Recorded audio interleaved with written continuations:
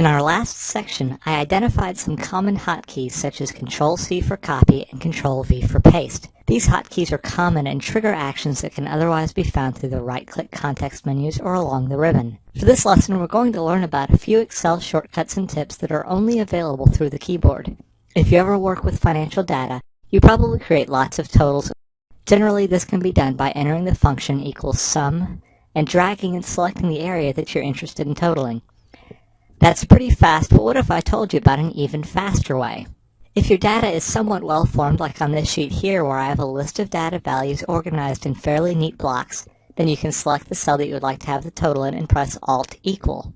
Doing so will immediately write the sum function that will identify the closest list of numbers up to and including the first blank cell on the other side of your data. So if I want a total quantity in cell E12, I can select that cell and press Alt equals and immediately prepare the area from E5 to E11 for the sum. I could do this again in column F, but once I try to do it in column G, you'll see where the simplicity problem kicks in. Since there are numbers closer to the cell's left than to its top, it assumes that you mean a total from the left. Nonetheless, I have found this command to be quite useful when creating tables and reports, and with practice, you'll know precisely when the command will try to sum different areas. The next command may not be particularly helpful for you until you start using more functions and formulas, but I'll cover it here anyhow. As you start using hotkeys, you may be prone to accidentally triggering this one, and so it's also useful to know how to turn it off. Pressing the key combination Control-tilde will significantly change your Excel view such that instead of seeing the values in each cell, you'll see the formulas in each cell. The tilde key is directly to the left of the 1 key running along the top of most keyboards, as shown in this image. On this worksheet, I've set up a longer list of items, prices, quantities, and total costs. Looking at the original view, you might assume that each of the total fields is the appropriate calculation after looking at the first few. However, pressing Control-tilde reveals the truth of the matter. In this case, you can see that a few of the fields have raw values, and upon checking, you would see that the values in them are incorrect. While in this mode, selecting any cell with a formula will automatically highlight the dependencies. This can be very handy for auditing a workbook such as this.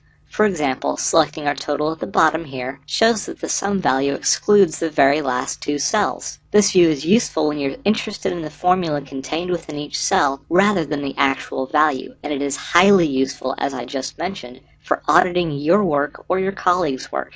Pressing Control-tilde again will return you to the original view.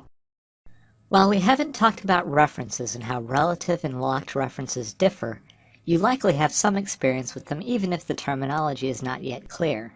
Rather than discussing these types of references in detail here, I'm going to show you a quick way to change the type of reference in a given formula. Whenever your cursor is in a formula, and with an arrange reference in that formula, like seen here, my cursor is in F5, you can press the F4 key to cycle through the different types of range reference locks. These locks always go in the order full lock, to row lock, to column lock, to unlocked. This can be used as you write new formulas or when editing older formulas.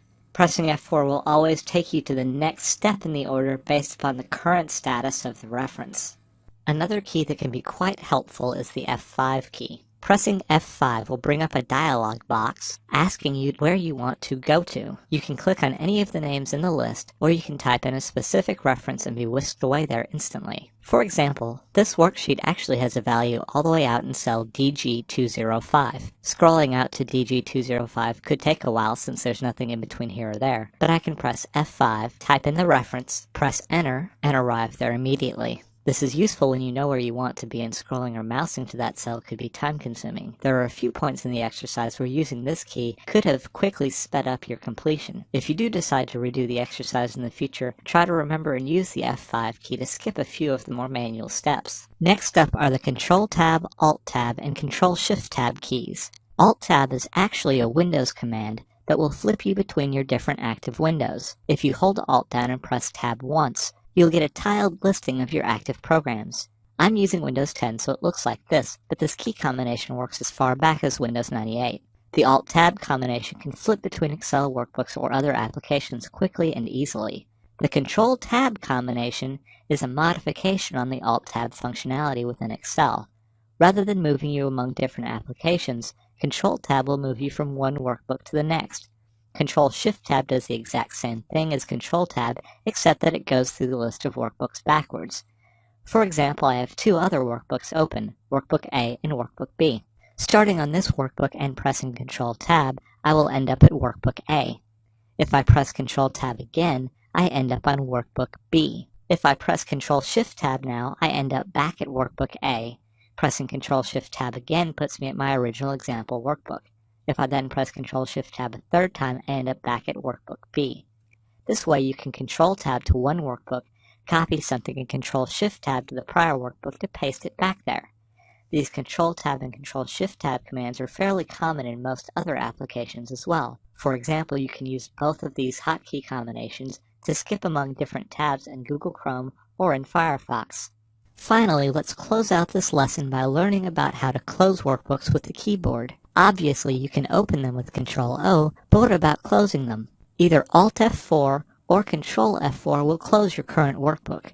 In Excel 2007 and prior, Alt-F4 would close all of your open workbooks. However, due to each workbook being placed in a separate window, that is no longer the case. Closing the workbook in this way will still cause Excel to ask you if you want to save your workbook before closing. Pressing the underlined key from the applicable button will trigger that key's command. In this case, pressing N will trigger the No command. With the keyboard commands that we've covered in this chapter so far, you should be able to do almost everything in Excel with a keyboard at a faster pace with some practice and experience. This lesson will conclude our focus on how to use the keyboard to enhance our abilities in Excel, but our following lesson will close out the chapter by learning about how to manage our Excel viewpoint to optimize our workflow.